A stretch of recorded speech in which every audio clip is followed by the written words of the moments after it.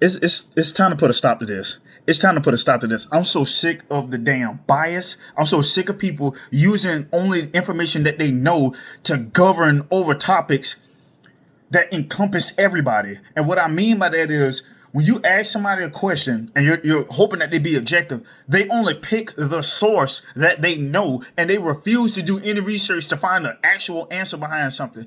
This particular situation is a perfect example of that. Let me get into it. The topic of the video is whose backstory was more tragic? Guts from Berserk or Hyakimaru from Dororo? I'm going to prove to y'all why people keep saying Guts. They only say it because that's the only character they know. Dororo is nowhere near as popular as Berserk. That's the only reason why people keep saying Berserk, and I'm going to prove it to you right now. His whole character, Guts, his whole character is having a tragic backstory. True enough, a lot of anime characters, Sasuke included, that's their whole thing, having a tragic backstory. I think you can't even be considered a main character or at least a deuteragonist in anime unless you have a tragic backstory. But let's get into it. To reiterate, I have seen both of these shows. Let me say it again. I have seen both of these shows, so I know these characters. But let me go back into the character that you guys love to pick without doing any research. Guts. All right, start it off. Guts was born to a dead body. His mother was hanged from a tree. He was born from a lifeless corpse. He was found by mercenaries in a pool of blood and afterbirth on the ground. They took him, raised him through the mercenary life. They raised him. And as a small boy, the leader of this group of mercenaries, Gambino, tried to sell him off as like a slave, sell him off as a sex slave from what I remember hearing. So sell him off as a sex slave. Guts killed him in retaliation because of this. And it was self-defense. Like, let's be real, that's self-defense. He killed him in retaliation. From there, Guts grew up to be one of the most feared mercenaries on the block. I'm going to say on the block. During his travels as a mercenary, he comes across Griffith, the leader of the Band of the Hawk, a very skilled swordsman and a mercenary himself. Griffith saw Guts' strength and challenges him to a duel. He says, hey, if I beat you, you join the Band of the Hawk. You will belong to me. You will be one of my servants. Guts is like, oh, hell no, I don't serve nobody. I accept your challenge. Spoiler alert, Guts defeated him in one strike. Griffith defeated Guts in one strike. So he was forced to join the Band of the Hawk. Now, at first, he felt like an outsider. He didn't want to be there because he was forced to be there, basically. But he kept his word. He joined the Band of the Hawk. They went on numerous battles. And during these battles, he grew to trust them. They grew to trust him. So much so that the majority of the Band of the Hawk, Casca included, would die for him at a moment's notice. Especially during the war. Would die for him at a moment's notice. Fast forward a few more years, Guts gets tired of being somebody else's servant. So you know what he does? He goes and says, you know what? I want to fight on my own. I want to achieve my own destiny. I'm no longer serving Griffith and his wants and his desire to be powerful, his desire to achieve greatness. I don't want that for me. I'm not going to serve somebody else's ego. So he tries to go out on his own. Griffith again says, no, you belong to me. Griffith grew to love Guts, but it was more like coveting. Not real love, it was coveting. So, once again, challenges him to a duel. He said, if you beat me, you can go on your merry way. Now, spoiler alert, Guts beat him this time, but it was mostly because Griffith got sloppy and he stepped on a pebble and it shifted his balance a little bit. That's how Guts defeated him. But, hey, a win is a win. Guts went on his merry way to be a mercenary on his own, to forge his own destiny.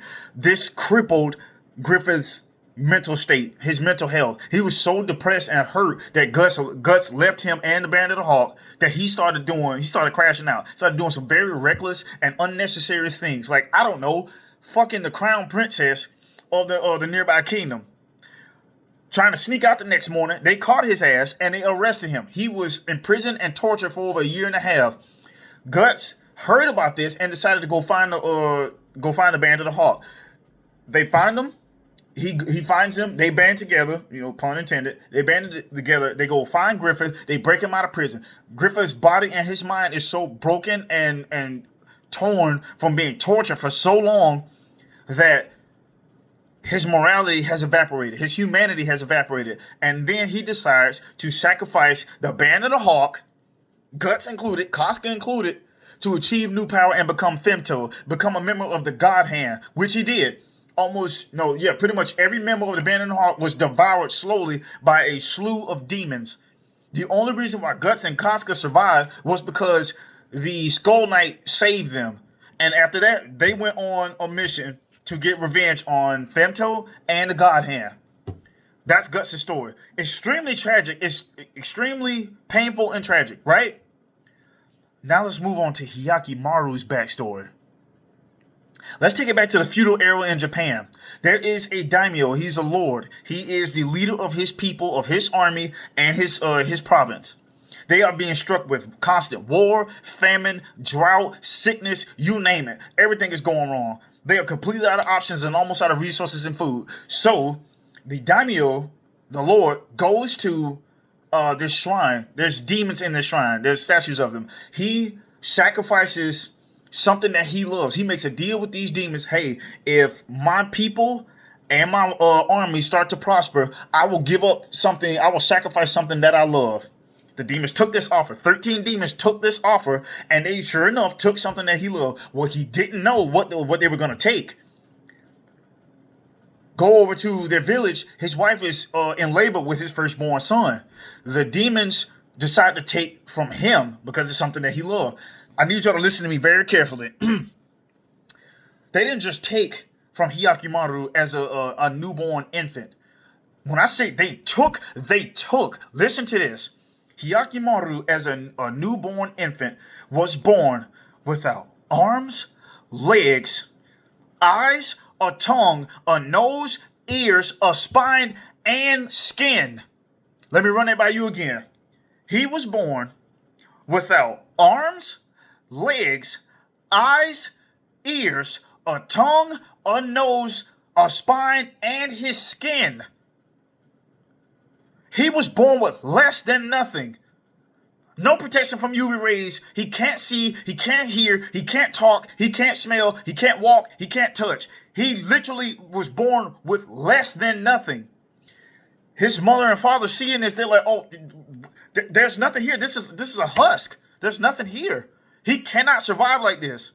So they cast him aside. They throw him away. They're like, he's going to die anyway. They threw him away. They put him in a basket and they sent him down a river to die. They sent him to die, right? Not only did he not die, his little baby body floated down the river and he was found by I keep forgetting how to say this word, a prosthetician. I want to say, I'm probably saying that wrong, but he was a prosthetics doctor. His job was to work for the local towns to take the bodies from the war, and he would take them and discard them, but he had somewhat of a fascination with creating prosthetics. So he would find dead bodies, he would put arms on them if they lost their arm, legs on them if they lost their legs, a face on them, or a head on them if they got their head cut off, etc. He finds Hyakimaru's baby body, and he's like, oh my God, how did this baby survive? How in the world did this baby survive? No skin, no eyes, no nose, no tongue, no ears, no spine, no nothing? No nothing? How does this baby survive? So he takes this child, gives him prosthetics. Arms, legs, a spine, a fake face, fake eyes, a fake nose, fake ears. Mind you, he still cannot hear, see, smell, nothing. He has nothing. The only thing he can see in his mind is spirit. He can see, that was the one thing he inherited from the demons. He can see spirits. If your spirit appears as gray, you're a normal person. If it appears as red, you're a demon. That's the only thing he can see. That's his only perception of the outside world. For years, around the time he's about 9 or 10 years old, him and the doctor encounter a demon in the woods while they were scrounging for food and resources, right? Hyakimaru, not realizing that was the first time he saw a demon, all he saw was a red blob coming towards him, and he defended himself and accidentally kills this demon, right? What he didn't know was that demon was the one who consumed his leg. So when he killed this demon, his leg immediately grew back, which is excruciatingly painful, mind-numbingly painful. He can't even scream, y'all. He cannot scream. He just started spazzing, and his leg grew back, his real leg. So in his mind, he's like, oh, a real leg. A real leg. This is flesh. This is a leg. Oh, so if I keep killing demons, I can probably get my body back. So as he grew, the doctor gave him hidden blades in his arms and taught him how to fight. So he could go continue slaying these demons and getting his limbs back. Well, Hyakimaru didn't know that in pursuit of him getting his arms and legs back, the deal gets broken between his father and the demons. So every time he gains one of his limbs back, something else goes wrong back in their province, back in the kingdom that he came from. This man didn't even know he was royal blood. So they're like, damn, what's going on? So famine is coming back, the sickness is coming back, war is coming back. Something must be wrong. As Hyakimaru and Dororo, the actual main character of the story, are getting his limbs back, they encounter his family. Toward the back end of the season, they encounter his family. And in so many ways, because he grows his ability to talk, he tells them, I think I'm from here. And then they discover, oh my God, this is our son. This is our son. He was the baby that was born with nothing, born as a husk. But they quickly discover that some of his limbs have grown back. His father, realizing that he made the deal with those demons, basically told him, okay, yes, it's amazing that you survived, but you getting your limbs back is breaking the deal that we had with these demons. We were living good before you came back. I hate to tell you this. You got to stay that way. Imagine that shit. Even his own mother was like, hey, shit is good for us. Hey, we moved on. We had another son. He has a little brother. We have another son. We gave him everything that you were supposed to inherit. They gave him everything Hyakimaru was supposed to inherit. He had fame. He had power. He was a very skilled young swordsman. He had a crew under his own name. He was respected everywhere he went. And basically, he's a prince. He inherited everything that Hyakimaru was supposed to get. His own family realized that he was getting his limbs back, and they cast him aside again. So much so that his own brother, his father basically told him, oh yeah, he's an enemy of ours because he's taking from us. His brothers tried to kill him. But since Hyakimaru was older and more skilled as a swordsman, he wounds his brother, slashes him across his eye. The final nail in the coffin for this story. When his brother's eye got damaged, the demons gave him greater strength, and they gave his brother his eyes. They gave his brother Hyakimaru's eyes. What a slap in the face. Let me reiterate. After being born with no arms, no legs, no eyes, no nose, no tongue, no ears, no spine, and no skin, being thrown away by his family not once, but twice, having to kill powerful demons to get his limbs back, and having to fight his own brother just for his right to live as a human. Y'all trying to tell me after hearing all of that, you think somebody who got sold as a sex slave and raised as a mercenary and got betrayed by a friend of his, you think his backstory is worse than Hyakimaru's? Get the fuck out of here. Get the fuck out of here. Y'all are only saying that because Guts is the only character that y'all know. Further proof that people are so biased. People think their opinions are just as strong as facts nowadays. There is no way, after hearing that, you can possibly tell me that Guts' backstory is more tragic than Hyakimaru's. Guts had friends. Guts had fame. He had power. He had strength, and he had skill. Hyakimaru didn't have any of that. He had less than that. What are y'all talking about? Guts grew up, became a man with people who would die for him. He found love in everything. Him and Casca fell in love. What are y'all talking about? Guts is alive and well. What is y'all talking about? Maybe not well up here, but the rest of his body, and he has a lover. Come on now. Get the fuck out of here. Get out of here. Ain't no way in hell after hearing that y'all gonna tell me Guts had a worse backstory. If I'm keeping it a stack, if we being 100% for real, if we being 100% for real, the Elric brothers from Full Metal Alchemist Brotherhood had a more tragic backstory than Guts. These two little boys, whose father already walked out on them, whose mother died from sickness, decided to commit ultimate taboo with alchemy and tried to bring back a dead body with alchemy. That is such a sin in their world that God took Edward's right arm, his left leg, and his little brother Alphonse's entire body, took his soul. To get his soul back, the talented young alchemist Edward had to blood bind his brother's soul to an empty suit of armor. Mind you, his brother can't sleep or eat while he's in that armor. He can't sleep or eat while he's in that goddamn armor. They had to get the knowledge necessary for them to get their bodies back. They had to join the very thing they hated, the military. They had to become state alchemists. While as state alchemists, they were a part of this much bigger plot, and they were being hunted by the homunculus to be sacrificed. To be sacrificed to the leader of the homunculus, which was Father, so that he could achieve the power of God.